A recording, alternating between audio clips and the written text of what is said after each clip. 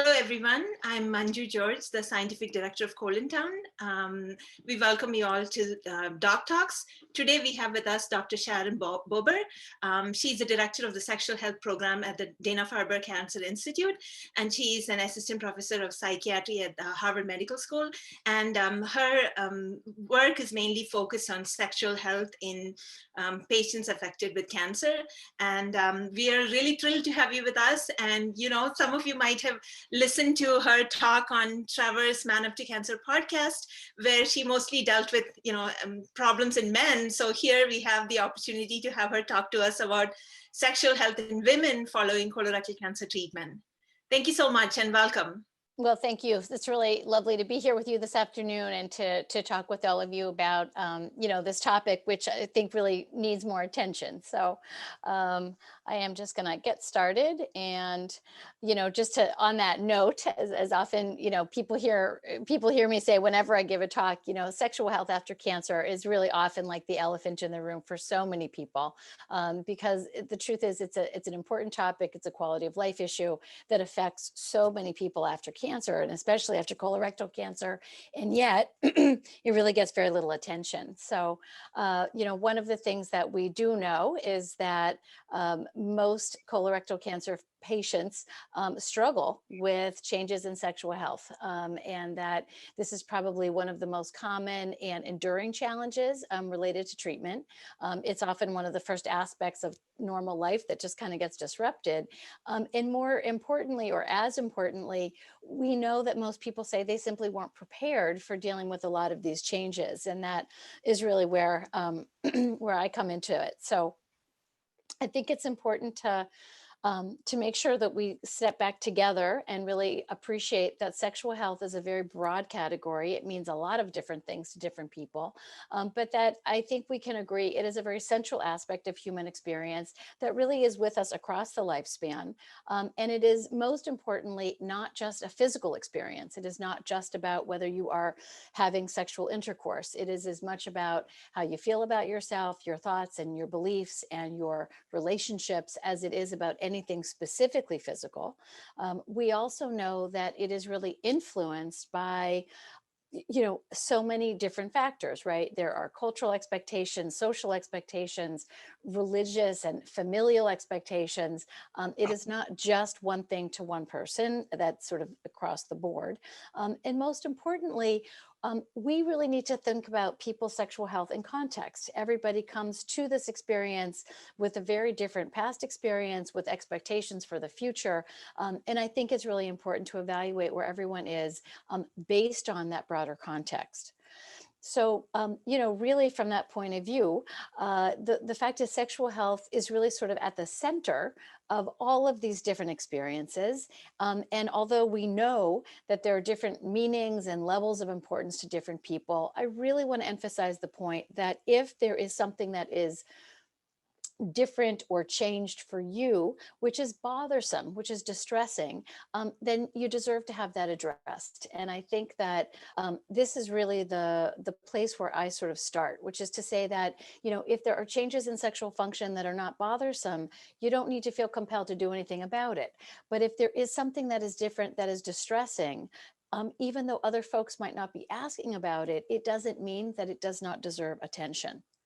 So on that note, we also know that every type of treatment that we bring to bear to treat colorectal cancer can have a direct effect on the body and on sexual function. So that's not just surgery, just radiation, chemotherapy, the whole gamut is really what sort of brings us to potential changes. And, sometimes people say to me, well, of all of the things to think about, really is sexual health the most important thing? And the fact is, although it may be not the most important thing, one, it's important, but two, it never gets to the top of the list, right?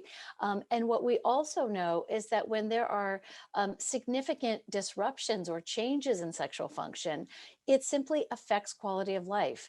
And I think the point I want to convey here is that it's not just about people feeling more anxious or distressed, that it can impact self-esteem and relationships, but that these issues don't self-resolve. So unlike other side effects of treatment, sexual symptoms really, unfortunately, can get worse over time, and they very rarely get better by themselves.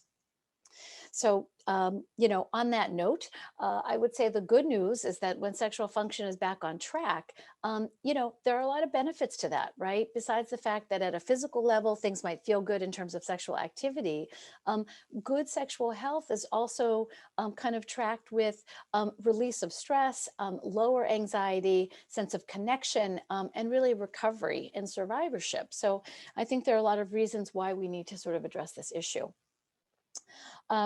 What I would say is that given how ubiquitous the problems are, it is really notable that there is such a gap in care. Sexual health is really important to patients and survivors. That's clear from every survey that's done, but they also tell us that they are very unlikely to initiate this conversation, right? People are uncomfortable about making their doctors uncomfortable. There's often a belief that it's actually up to the team, the doctor, to start the conversation. And there's worry that if you bring it up, people are going to think, it's either not really that important, or there's something wrong with me, or that simply there isn't something that we can do about it. So there's a lot of unmet need there. And I want to point out that when we do surveys with providers, which we have many now, the barriers are often very similar, right? Clinicians get very little training in this. Most doctors will tell you nobody ever taught them how to talk about sex or what to do if there's a sexual problem. So they have a lack of knowledge or experience. Often they then feel like it's not their responsibility. We always hear that there's never enough time anyway to talk about everything else. So, easily sort of fits the bill of, well, we just can't get to it. But honestly, clinicians often feel uncomfortable.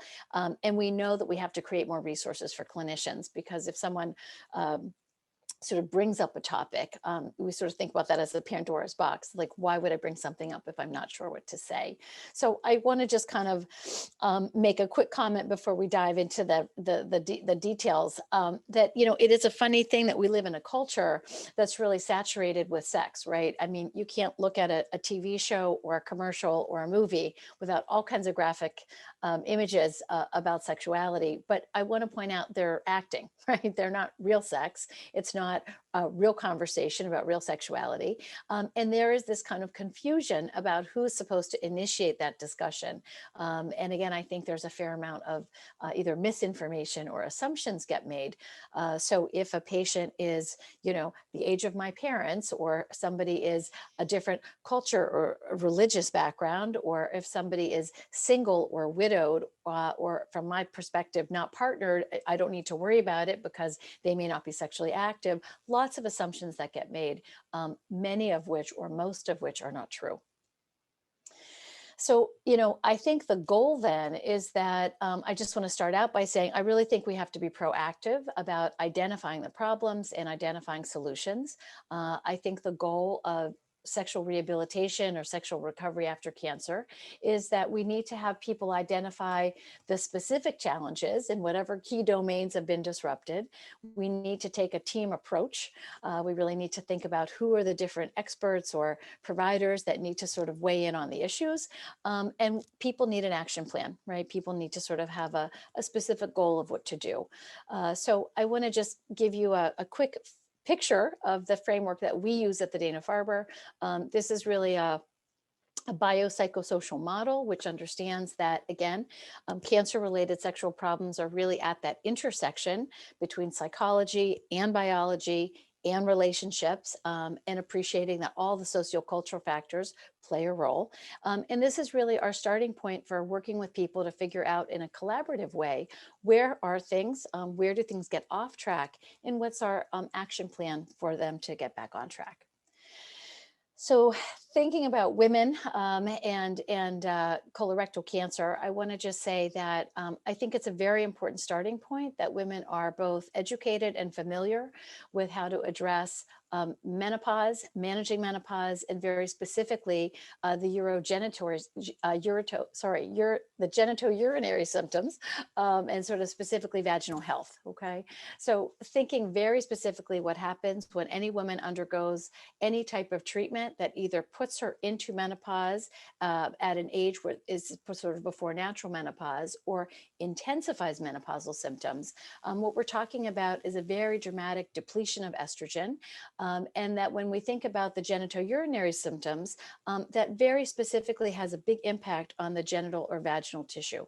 So very specifically in terms of vaginal changes, we know that there is a decreased sort of sense of blood supply. We know that from surgery, women could lose vaginal length. We know that we lose lubrication, natural moisture to that genital tissue. And when that happens, we also lose stretch or elasticity. As you can imagine, that has a pretty big impact, and that women are have vulvar changes, right? The vulva loses collagen and tissue. We also lose about 50% of our testosterone when we lose ovarian function. I'm not going to talk a lot about it, but I'll also comment that when women have treatment-induced menopause, there are often urinary symptoms related to lack of estrogen that often people don't even make the connection. So whether that's changes in urgency or sort of recurrent infection, often interestingly, the urinary changes also have to do with estrogen deprivation. So all of that means that there can certainly be discomfort or pain with sexual activity. When there is dryness, those pelvic floor muscles, there's essentially a basket weave of musculature that is sort of a sling at the bottom of the pelvic floor, which not just lose stretch, but very specifically can become what we call hypertonic, meaning that those pelvic floor muscles can get very tight in anticipation of any kind of discomfort. And when we sort of get into that kind of secondary reflex, right, with those pelvic floor muscles, women can develop something called vaginismus, meaning that if you are thinking about any kind of sexual activity, which will end up in some painful or uncomfortable, often those pelvic floor muscles self-guard and immediately kind of clench up or tense up. And when that happens, we both have a physical and an emotional experience of understandable anxiety or fear. We want to avoid that situation. And often women talk about decreased desire. We know decreased desire is a major issue after colorectal cancer.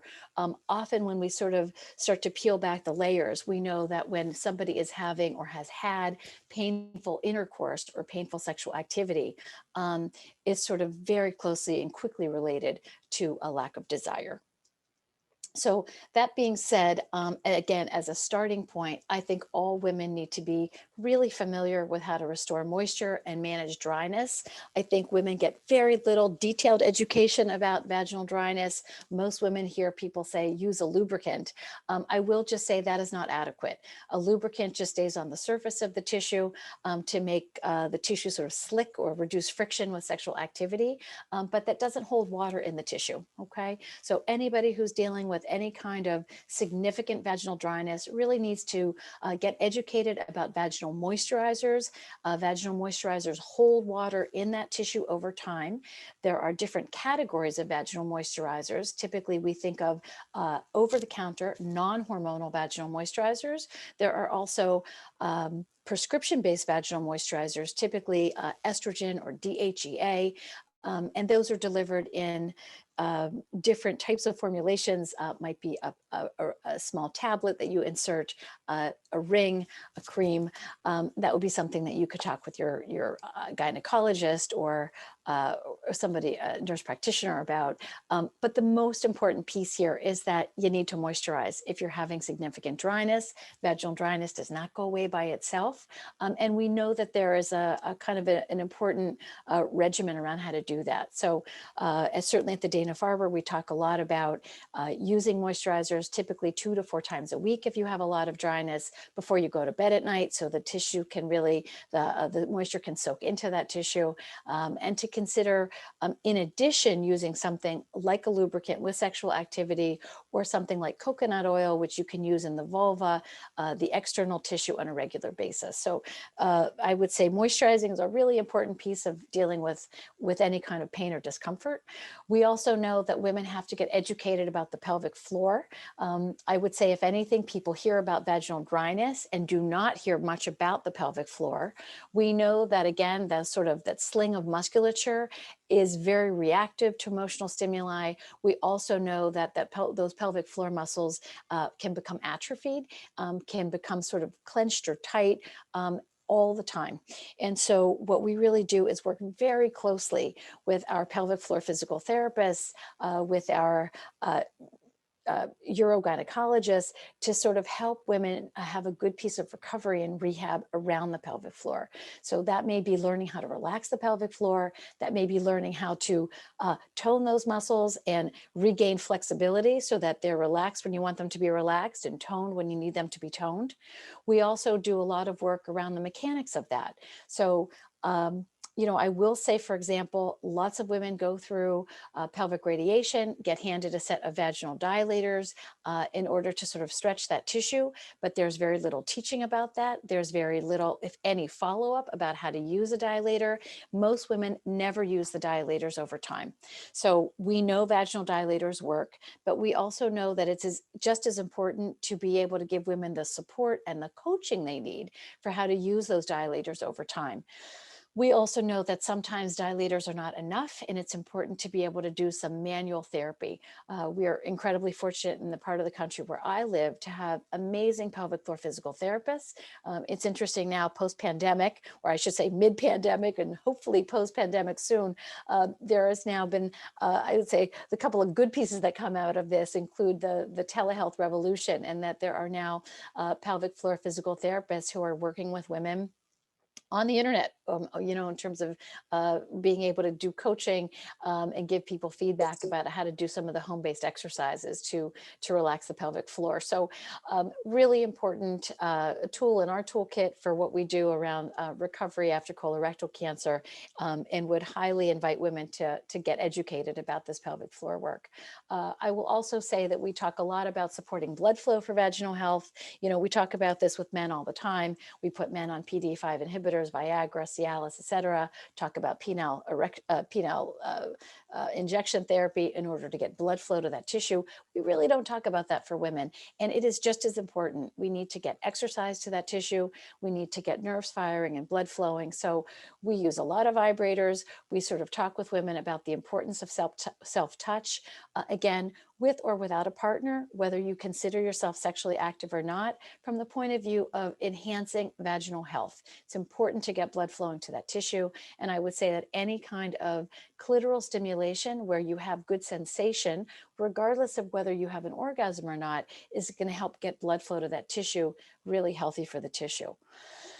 So I'm going to switch gears to talking a little bit about body image, but I just want to say, from the mechanical point of view, in terms of vaginal health, certainly if people have questions about that, we can talk about that later, but it's a really important starting point.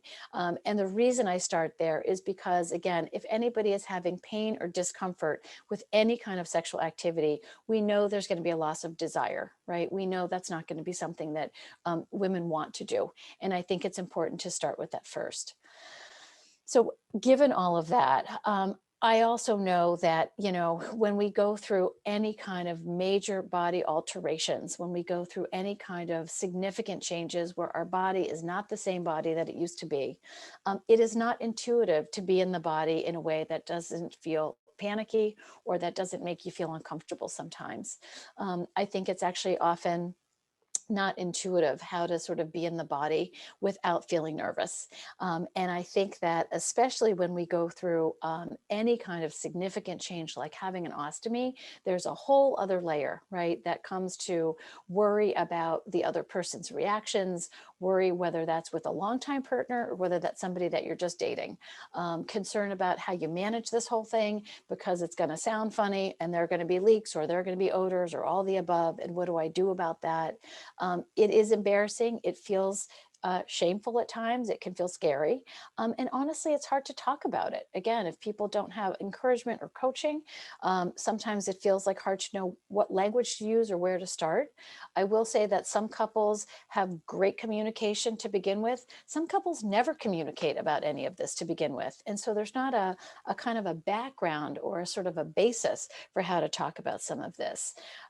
So, you know, I appreciate that, again, in terms of a starting point, I think people need to have just education and strategies for how to manage this. I'm guessing that there are lots of women in this group who become quite expert at this and could probably share a lot of those tips and strategies.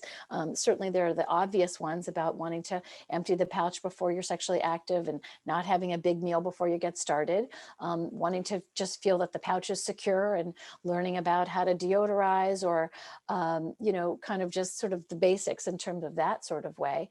I also think one of the things that's kind of amazing in the past 10 years is that there's been this explosion of interest from women who've gone through this experience to say, wait a minute, I need to make things that are going to work for me because there aren't things that are already out there. So, you know, we know that, for example, you know, we used to talk about, we'll use camouflage, you know, do something to cover up. If you're not feeling comfortable, that's okay. This is a picture of a kind of an amazing device. I don't know if other people have already seen this. You know, this is a group of design students in the Netherlands, right, that came up with this kind of silicone cover that was used sort of just sort of thinking about it almost as sort of a passion pouch, you know, where if you just want to cover up your stoma during the time that you're sexually active, you know, or just sort of wanting to have some intimacy with a partner and feeling less self-conscious. This won an award for something that you can use just to feel more comfortable in the moment. What I think is important is that women don't need to feel ashamed or embarrassed if you want to use some camouflage in some way, right? If you want to feel like covering up is going to be better than feeling comfortable, then cover up. I think the point I would want to make is the focus is on what is pleasurable, right? The focus has to be on what feels comfortable. And everybody has to figure out for herself what that's going to look like. There are also, you know, again, really beautiful sort of panties or underwear that are crotchless, but you can keep the panties on so you can kind of, again, have coverage for the pouch. I think the point here is that it's not about conforming to something you see on TV or something you see in a movie, but it's about figuring out what's going to make you feel comfortable for you and really sort of accessing the kind of amazing new amounts of resources that are already out there. So on that note, when I think about where to start, I think the focus has to be on feeling strong and feeling healthy. I think the focus has to be on recognizing that we are not defined by any one part of our body. You know, our sexuality and our sense of ourself as a sexual being is not defined by any one body part or any one aspect of physicality. And that you don't have to love every part of your body in order to be able to give and receive pleasure. So I recognize that when I say that, that's a little bit of a departure from what we sort of commonly hear in popular culture. You know, people say, oh, you have to love your body, you have to love yourself before you can be with somebody else. And what I would argue is that lots of women don't love every part of their body, and that's okay. You know, we can still feel capable and we can still comfortable of, again, giving and receiving pleasure, even if we are not equally comfortable with all parts of our body. I do think it's important to figure out how you can get active in your body, just to kind of remind yourself that your body has gotten you where you are to where you are today. So whether that's doing something completely non-sexual, right? Whether that's dancing or yoga or hiking, you know, but feeling active in your body to remind yourself that you can still be in your body comfortably. It's actually a really important part of sexuality. Just sort of reconnecting with sensation and getting curious about what it feels like to be in your body without feeling panicky. Again, really important starting point. And I think if the goal is really to kind of create opportunities to notice and get curious about sensation and pleasure, rather than waiting but actually being active in that way, it enhances our confidence. It enhances our sense of competence that this is an aspect of our life that we can take back and that we can have a new chapter. So it really is a new chapter. And I think that I always talk about this notion of the need to accept the loss, or I should say grieve the loss, acknowledge the loss, before we accept the fact that we can also move forward. And I say that because sometimes people don't want to talk about loss, right? It's hard to talk about the things that we miss. And I am quite sure that when we don't acknowledge the loss, then it also is a lot of energy that goes into pretending everything is the same. And I want to acknowledge that everything is not the same, and we can still have significant pleasure. You know, it may not be the way that it was, and you can still have a new chapter in which sexuality is a very satisfying part of your life. And I think that these things are not mutually exclusive. So accepting change and accepting loss does not mean that we can't still have pleasure and good sex, but sort of appreciating that we can embrace both of those allows us to embrace, really, I would say, chart a new course or a new chapter for what sexuality is going to look like on the other side of a cancer diagnosis and treatment. So on that note, again, we have to take our time to figure out what that looks like. People are going to have different pace and different focus.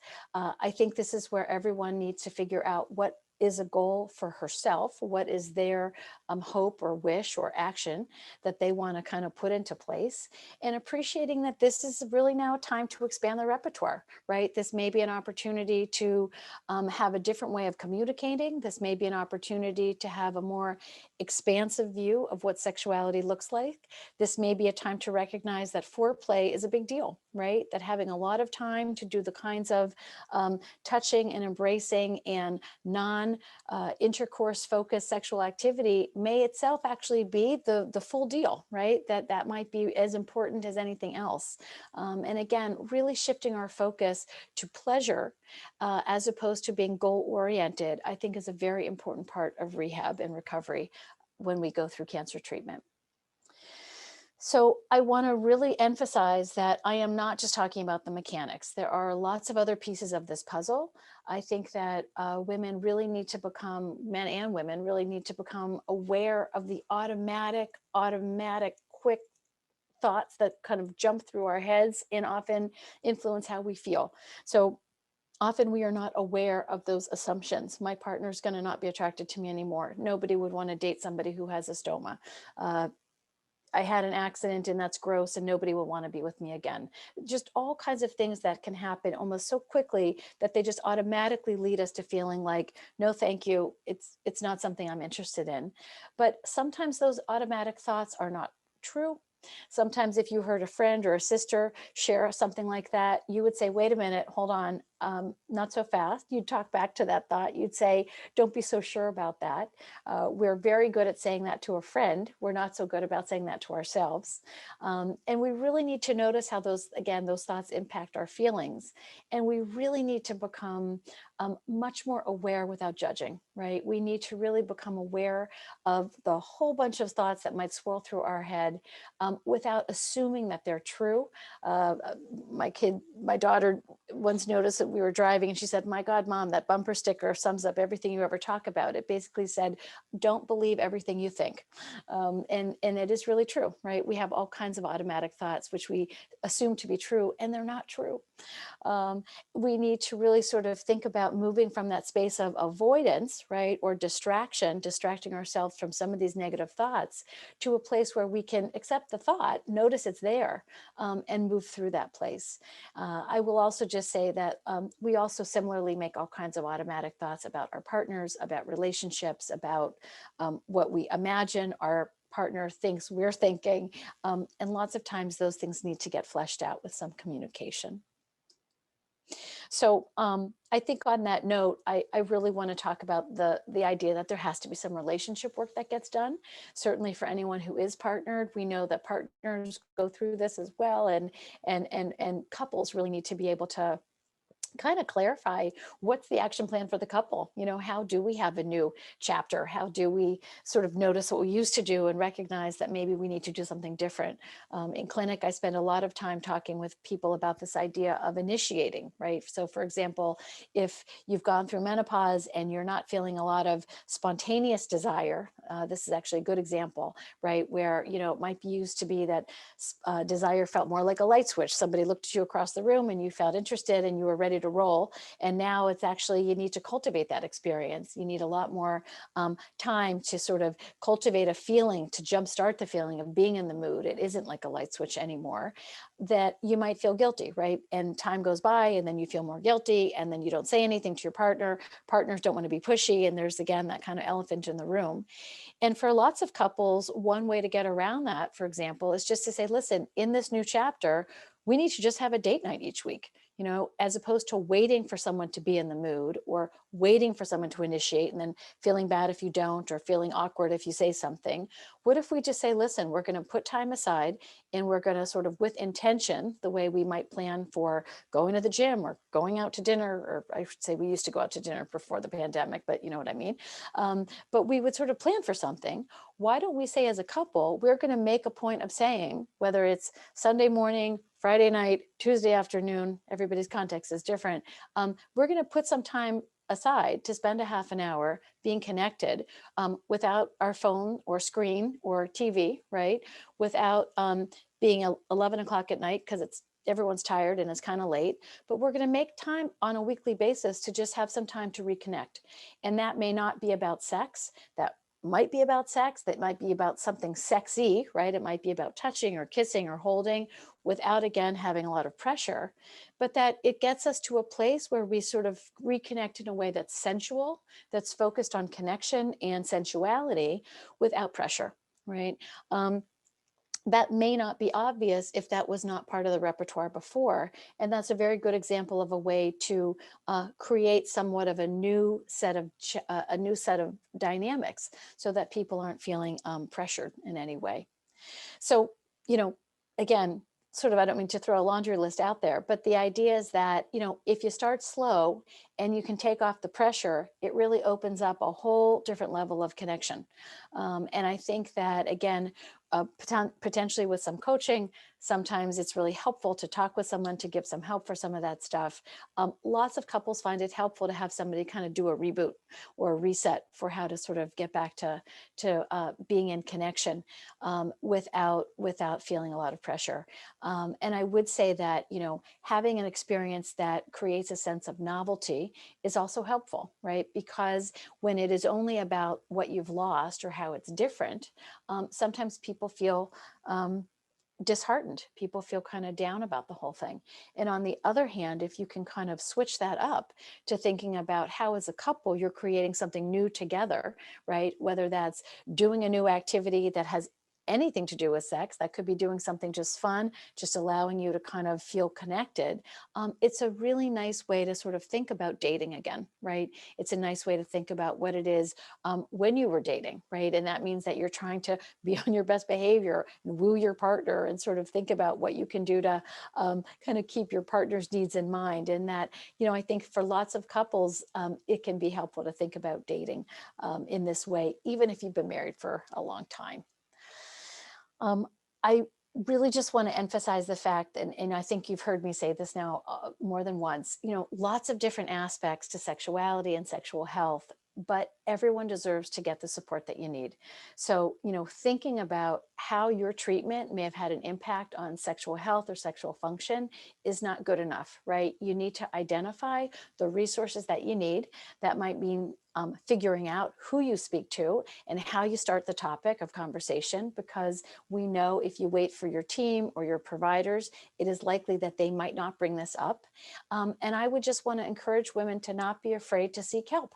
In my experience in the years that I've been doing this work, it is stunning how many more resources we have now than we had even 10 or 15 years ago.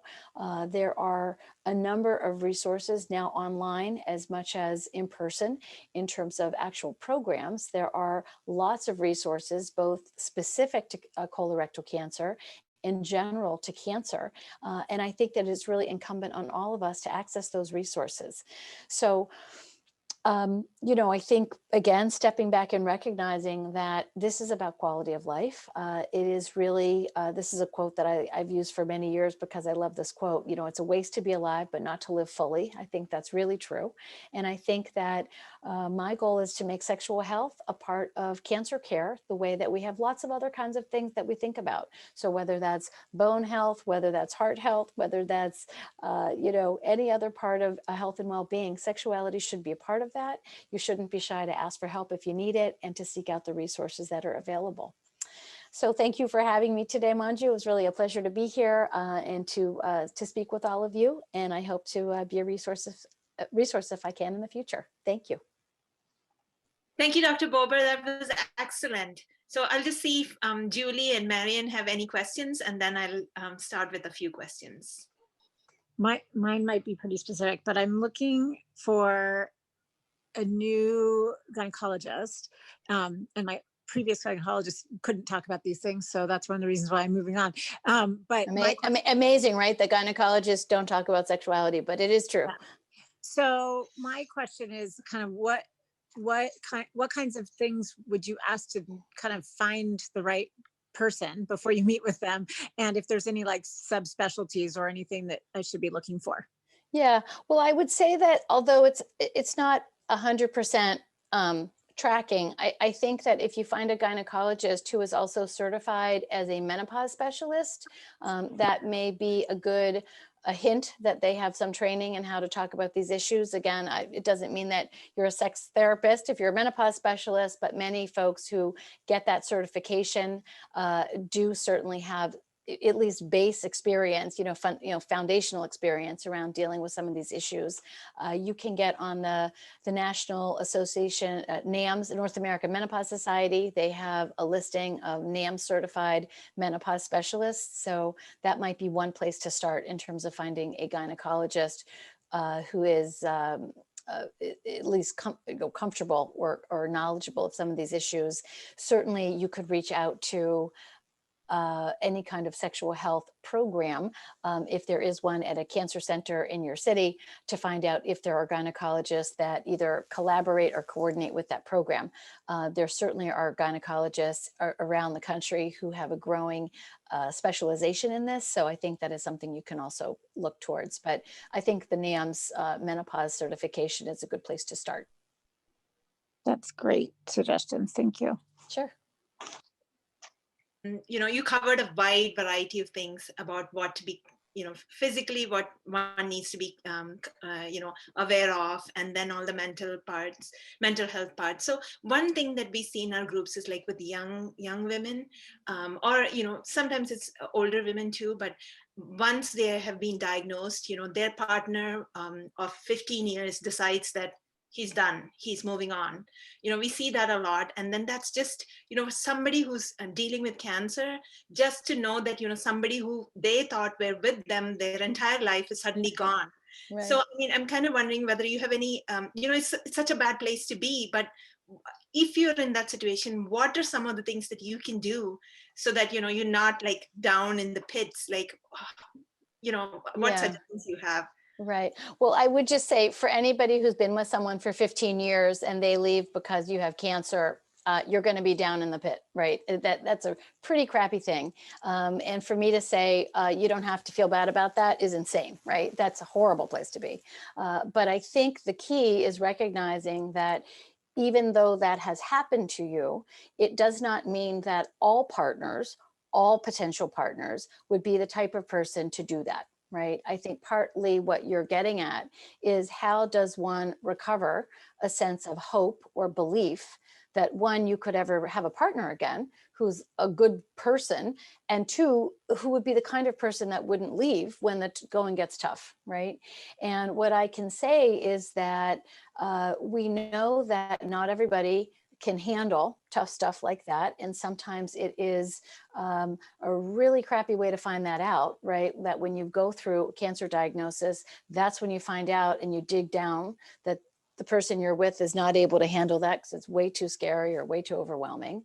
And it's important to recognize that that does not define all men or all women, right? That there are other people out there who don't leave, right? Who are willing to stick with it and stick with you and find a way to move forward. So, I think the key here is that you need to talk to lots of other people, right? You need to hear from other people that not everybody does that. You need to grieve that loss, because that's an enormous sense of grief and loss. And to pretend that it's fine when it's not fine isn't going to work anyway. But you also have to know that there will be somebody else. There will be someone else who's going to love you and who's going to stay with you, right? But the fact is, that's a horrible thing to happen. And we've all met people who have had to deal with that. So I think the paradox here is recognizing that it is a terrible grief that you have to acknowledge, and that not everybody does that. And that, that I think really what it comes down to in the end is recognizing that it's not about you. It is not about anything you did, but that really says more about the person who can't handle it, right? And it may well be that they are panicked and overwhelmed, and I'm not trying to say something to make them seem sympathetic, because when that happens, that's terrible, right? But the fact is, it is more about the person that leaves than about the person that's being left. So I think that that's sort of all I can offer in a 2-second response, but knowing that that does not define all partners or all people is really important to recognize that. Thank you very much. So in that situation, like you said something that was very interesting in the beginning, like, when you're surviving cancer or when you're going through cancer and your, tumors are shrinking, then people think that they have to be just grateful that they're living and everything else is secondary, right? So in such a situation, like how do they look at recovery? Like how do they get out of where they are? Do they start with like a counselor? Like, like how do they get to that mental space where they can, move forward? What would we mean? It's a difficult question to ask, but if you have like some bullet points. Right. Well, I mean, I think the point that you're getting at is that people have to identify where they're stuck in order to figure out how to get help, right? So, I would imagine that lots of the groups that you're involved with, are both helpful from a kind of educational, informational point of view, but they're also therapeutic, right? They allow people to hear from other points of view and to hear from other people that life may look different in a different chapter, right? That there are different possibilities, that there are different ways to look at the same problem.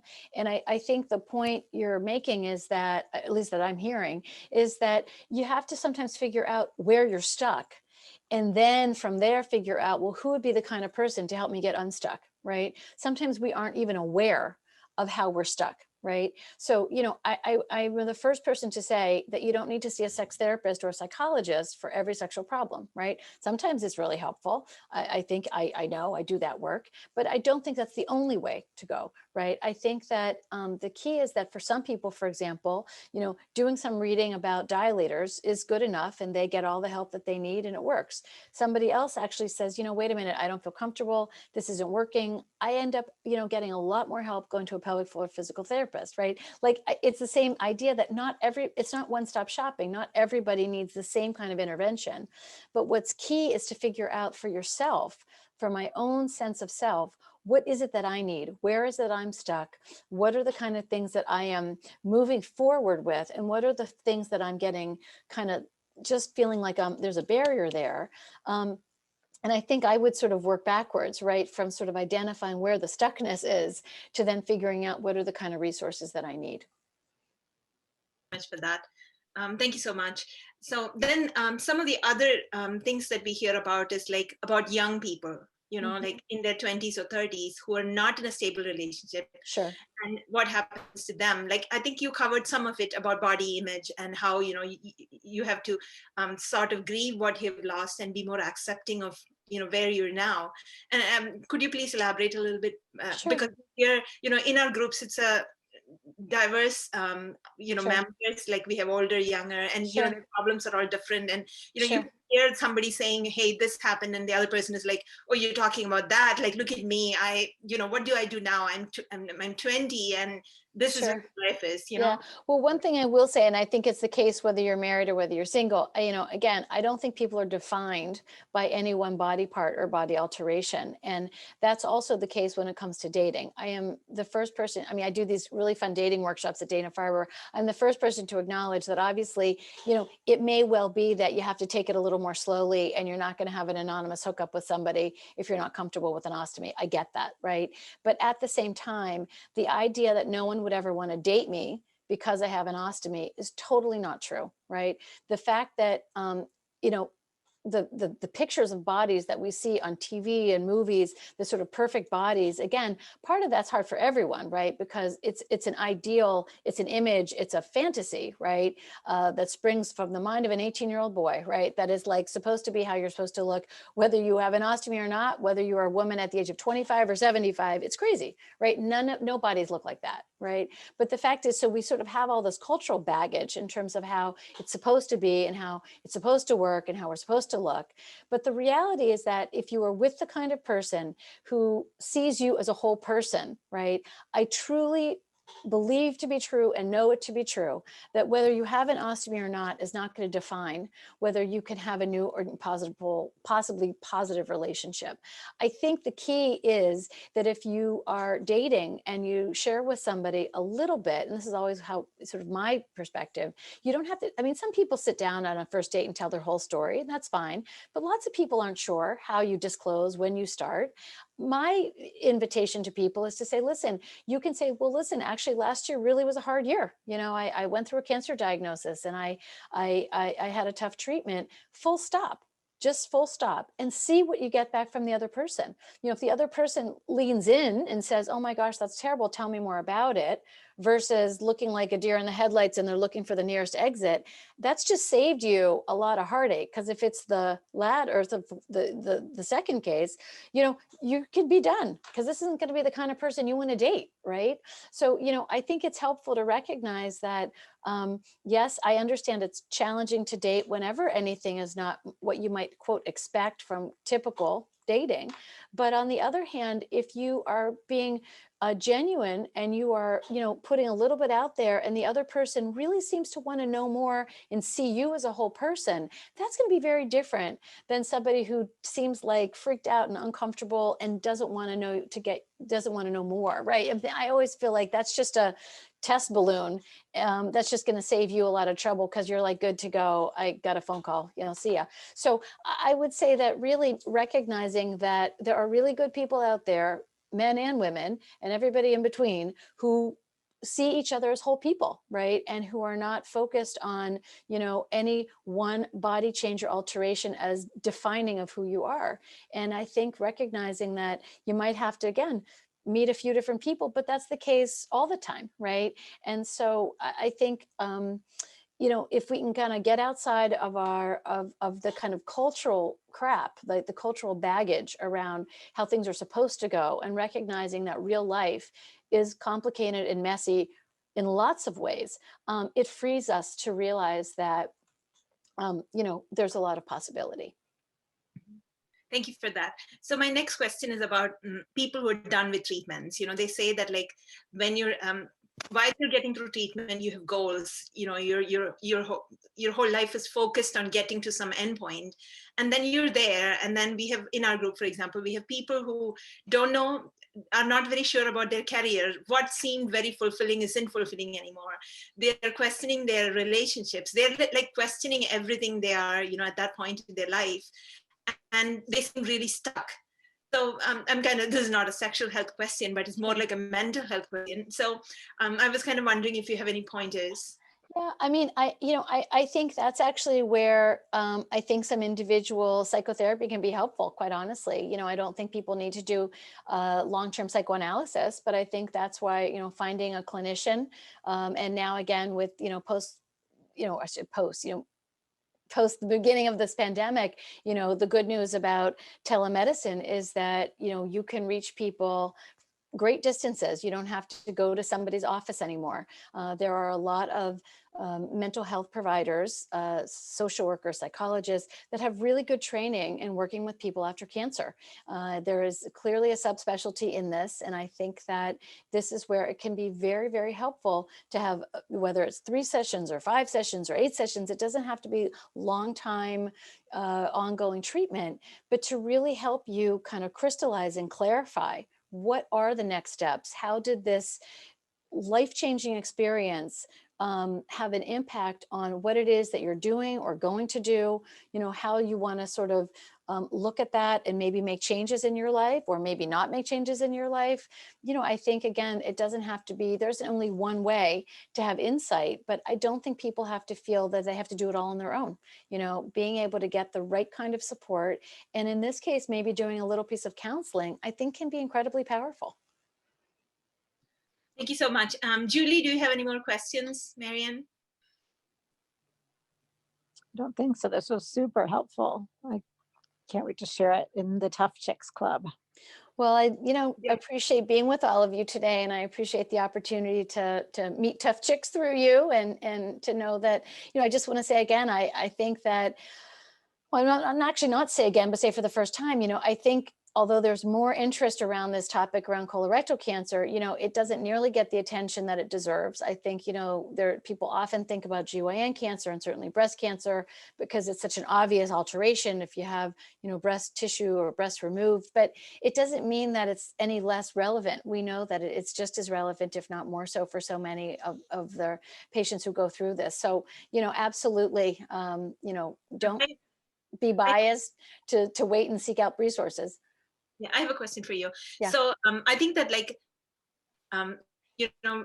in your practice too, we have this invisible effect in colorectal cancer patients, right? They don't have an ostomy, but they have what is known as LARS, which is, it's not something you can see. And, Sure. How do you tell somebody that you meet that, you might have to get up in the middle of the meeting and go to the bathroom and you might not come out in the next 3 hours, right? Those kind of things. So, there isn't so much awareness, even among surgeons, when you go and tell them, hey, I heard in this group about LARS, and they're like, oh, your chance of getting it is very low. And the person is like, I'm 2 years out of surgery and I'm still in the bathroom for this long. No, and so, that's a huge challenge, right? And everyone has to deal with that. It feels very embarrassing, 100%. And that's the kind of thing that I would say that, again, that might not be something that you talk about the first minute on a first date, right? But that it doesn't define you, right? It isn't all of you. And in the same way that, people make decisions to be with all kinds of partners based on who they are as a whole person, that is just part of the conversation that you share over time. And I totally agree that, all because something might not be easy to talk about does not mean that it can't be talked about, right? Does not mean that there isn't a way to talk about it. But, I totally get that. And I also think sometimes these sort of side effects are downplayed by physicians on the front end because nobody wants to talk about it, right? But it doesn't mean that they're not real, and it doesn't mean that they don't have an impact on relationships. It's just something that we have to take on and acknowledge. It's just part of the price that we pay to go through treatment. Mm-hmm, mm-hmm. So this is my last question. So okay. I was talking to my gynecologist and she suggested an app which is known as Rosie. I was kind of wondering if you have heard of it. It's like, yeah. So what do you think? Yeah, no, it's fine. I think in the last few years, there's just been this huge explosion of, femtech and sex tech and putting things on apps. And, I think it's cool. I'm old, so I don't, do a lot of that myself. But I would say that, there are a lot, it's just, I would put that in the same category as lots of resources that are available to women right now. I think that, I think the main thing I just want to say is that sometimes these resources are useful. Sometimes it doesn't feel like it's tailored for you, right? Sometimes it's helpful to get a little bit more individual consultation or counseling because something that seems kind of basic for everybody needs to get figured out for oneself, right? It has to be more in a more tailored sort of way. So I would say that, something like Rosie is a good example of an app that it's sort of, it looks good. It has lots of good information, really sort of about sexuality. And at the same time, don't be shy if you feel like you need to get some coaching or counseling in a more tailored sort of way to make something sort of more individualized for one's experience. Thank you so much. So I was kind of wondering that, those people who are uncomfortable bringing up those subjects, if, for example, as a group, we could introduce people to these apps and say, start here. And then, they watch or see something, and then we can suggest them, like, from this, the next step is going to counseling or meeting somebody. Yeah, totally. But some people don't even want to. Sure. I mean, even the stuff that, you can look at online or the apps, it's really just also a way for women to get clear on what the issues are. So then you have a way to talk about that with your doctor, right? Or you have a way to talk about that with your partner. I'm all for it. I certainly think that, like I said, there's really been an explosion of interest in what's called sort of mobile health or electronic health. And that's also now with sexual health, moving in that direction. And I would just say, getting access to the resources is great because it allows you to know how to start the conversation. So, and it's funny, like with something like Rosie, it's great because, we talk about when physicians say that they don't start the conversation because they don't have resources, when the gynecologist would say, get that app, it's easier for the gynecologist, right? So it kind of works for everybody. Yeah. Okay. Thank you so much. This has been great. And I'm sure that once we post the video, usually we start getting comments. So I'll email you some depending on how they come. Sounds great. Nice to see everybody. Pleasure to be here with you. Yeah. Take care. Bye-bye. You too. Thank you. Thank Bye. you.